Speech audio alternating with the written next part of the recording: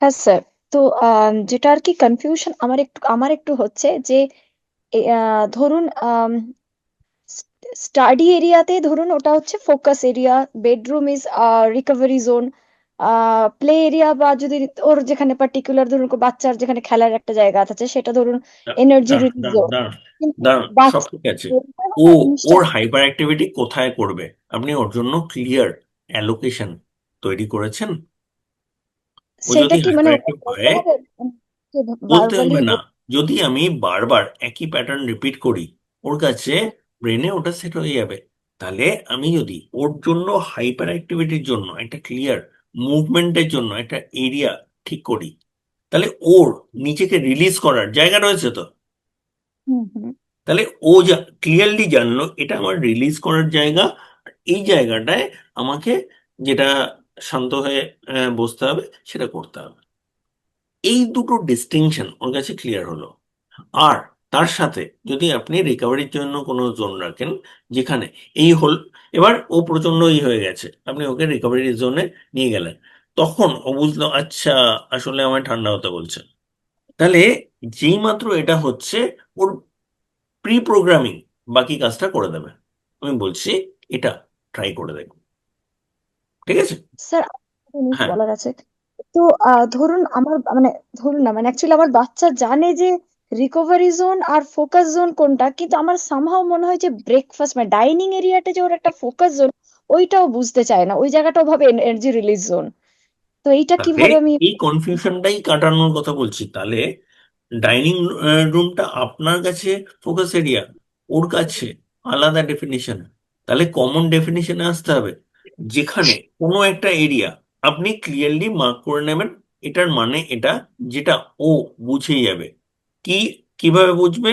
Repetitive activities এর মাধ্যমে, যেখানে প্রত্যেক দিন এখানে এটাই করা হয়, অন্য কিছু করা হয় না।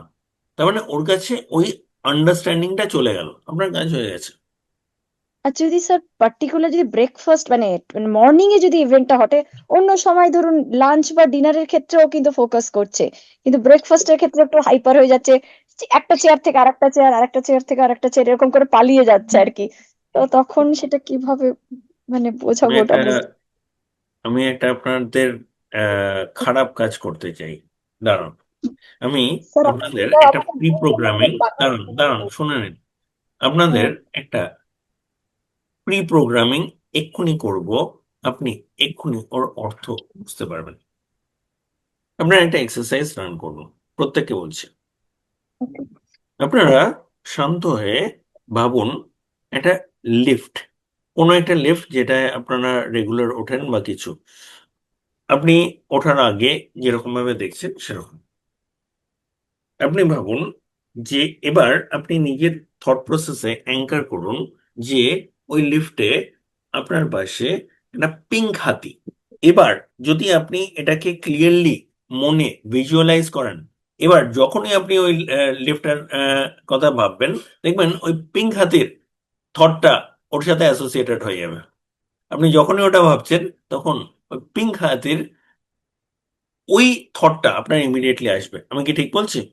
এবার আপনি যখনই ভাববেন, দেখবেন আমি অত স্ট্রংলি আপনাকে অ্যাঙ্কার করার চেষ্টা করলাম না, কারণ ওটা আমার উদ্দেশ্য না।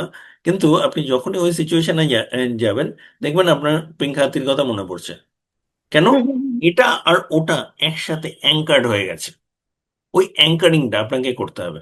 যখন আপনি করছেন তখন বুঝবে এটা মানে রিকভারি জোন, এটা মানে মুভমেন্ট জোন, এটা মানে ফোকাস জোন। এই অ্যাঙ্কারিংটা যখন ওর কাছে ক্লিয়ারলি আপনি করে দিতে পারবেন, তাহলে এবার যখন ওকে রিকভারি জোনে আনছেন, ও অটোমেটিক্যালি কুল ডাউন করবে। তাহলে আশা আছে, এটুকু বুঝতে পারছেন? এবং আপনার বাচ্চার কোথায় সে দাঁড়িয়ে আছে যদি আপনি বুঝতে পারেন, না যে কোনো অ্যাসেসমেন্টের কথা বলছি না, ওকে সলিউশন দিতে গেলে যা যা বুঝতে হবে সেটা সাপেক্ষে বলছি। যদি সেটা বোঝা যায়, সেখানে কিন্তু সলিউশন দেওয়া যাবে।